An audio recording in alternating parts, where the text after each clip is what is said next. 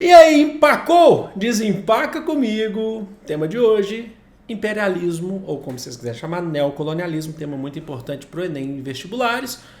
Resumos aqui de mais ou menos 5 minutos, um pouco menos, um pouco mais, mas são resumos para vocês aí que não precisa estudar tudo de novo, que já está sabendo, mas precisa lembrar, relembrar, vem comigo. Lembrando que links na descrição, redes sociais e também os textos que eu coloco aqui para vocês na descrição e eu disponibilizo eles lá no nosso canal do Discord. Procurem aqui o link, tá bom? E faço isso em live ao vivo na Twitch.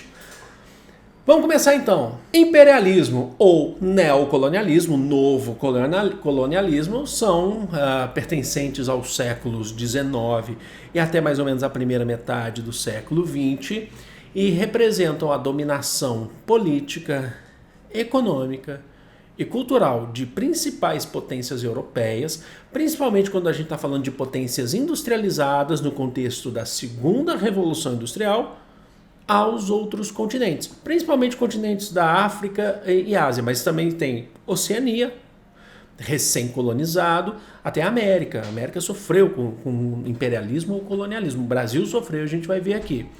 Então, nós temos o imperialismo, o neocolonialismo, essa forma de dominação.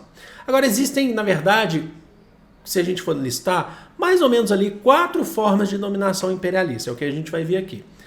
A primeira forma de dominação imperialista a gente chama de protetorado. Tá? O que é o protetorado? O protetorado é quando um líder de uma região local que está sendo neocolonizada, está sofrendo a ação do imperialismo, ele se mantém, essa região ainda mantém um certo grau de autonomia, mas ele é totalmente influenciado pela nação europeia, que quer ali buscar mão de obra, trabalho assalariado mais barato, principalmente quando a gente fala de indústria. O imperialismo é uma fase avançada desse capitalismo que está se expandindo para o mundo e precisa chegar em locais mais pobres, onde você consiga mão de obra mais barata e matéria-prima mais barata, para poder abastecer principalmente a economia dessas grandes nações europeias, e também os Estados Unidos também, que praticou muito o imperialismo. Então, o protetorado é essa forma. Nós temos a colônia ou a neocolônia, e essa é direta, quando o poder, por exemplo, ele já é direto da nação imperialista. Quando a Inglaterra, por exemplo, vai lá em um determinado momento e governou a África do Sul. Foi lá e ficou com a África do Sul, estabeleceu durante um período um governo britânico na África do Sul. É colonização direta, não tinha aquele líder local. Existe também uma forma de dominação que é econômica, e essa aqui no Brasil a gente conhece bem porque a gente viveu isso. A forma de dominação econômica é principalmente quando a nação imperialista faz a nação que está sendo dominada se tornar uma dependente economicamente, através de empréstimos bancários. Foi a relação de Brasil e Inglaterra, por exemplo, no século XIX, ao longo do século XX. Brasil devendo para a Inglaterra, banqueiros ingleses cheios aqui no Brasil. O Brasil tinha sua política de autonomia, mas economicamente se devia muito para a Inglaterra. Então, até mesmo o fim da escravização de pessoas teve muita influência, pelo menos lá no século XIX, da política inglesa, que queria acabar com a escravidão.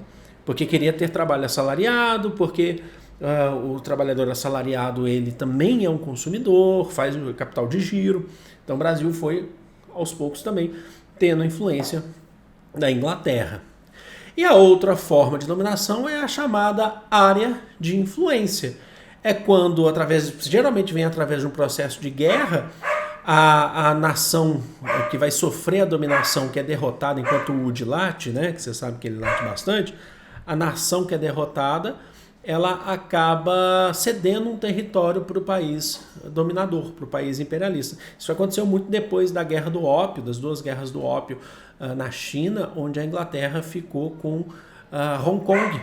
Hong Kong, pertencente à China, passou para a política, o domínio administrativo inglês até 1997. O imperialismo utilizou algumas justificativas. Você tinha como interesse a abertura de mercados, mão de obra mais barata, mercado consumidor, matéria-prima mais barata, mas eles usavam uma justificativa para poder ganhar em cima dessas outras regiões que vão ser neocolonizadas. Uma das justificativas vem através do darwinismo social, que nada tem a ver com Darwin, é só uma questão de evolução, de teoria da evolução, enquanto Darwin dizia na teoria da evolução das espécies que as espécies evoluem, não necessariamente as mais fortes, mas as que se adequam melhor, as que se adaptam melhor. O darwinismo social está muito mais ligado a teorias sociais, que dizem que, assim como as espécies, as civilizações também evoluem, e existem civilizações que são inferiores e superiores. Para eles, as superiores são as desenvolvidas industrialmente, capitalisticamente. E aí eles adequavam com o conceito de eugenia. O que é eugenia? Vem de bem-nascido. Quem são os bem-nascidos? Os países desenvolvidos, aqueles que nasceram nos países desenvolvidos. E eles vão levar para os países que não são desenvolvidos a cultura. Entendeu? Então é um processo que eles vão chamar de o fardo do homem branco, o fardo do homem europeu, de levar a cultura para desenvolver, vão ajudar esses povos, né?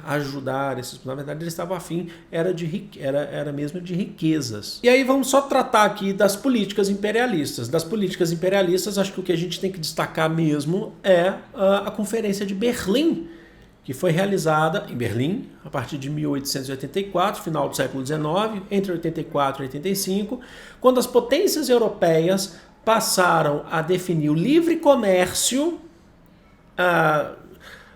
entre povos africanos com os europeus nas bacias do rio Congo e Níger, grandes bacias africanas, mas assim, fizeram acordos muito bem intencionados do ponto de vista europeu, mas do ponto de vista dos africanos, eles não foram perguntados, certo? Onde fizeram esses acordos com líderes locais na África.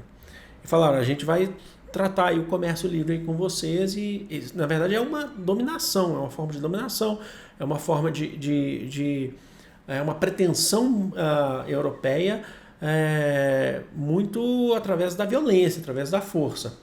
Bom, e na Conferência de Berlim também foi retirado que a Alemanha, que era uma nação nova, inclusive, desde 1871, ela ia ter direito a algumas posses do continente africano. Então a Alemanha o Império Alemão entrou de vez no mundo imperialista, isso vai gerar, inclusive, a Primeira Guerra Mundial.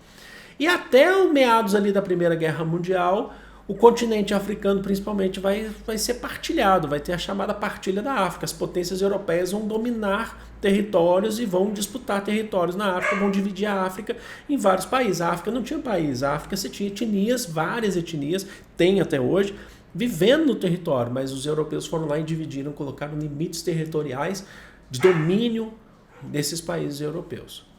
Espero que vocês tenham curtido, espero que vocês tenham gostado. Eu amo vocês, de todo o coração do mundo. Grande beijo, fui!